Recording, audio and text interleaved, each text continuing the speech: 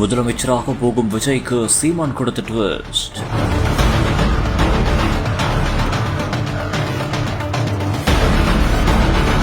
தம்பி விஜய் தலைமையிலான அரசு அப்படின்னு குறிப்பிட்டு சீமான் சொன்ன வார்த்தை.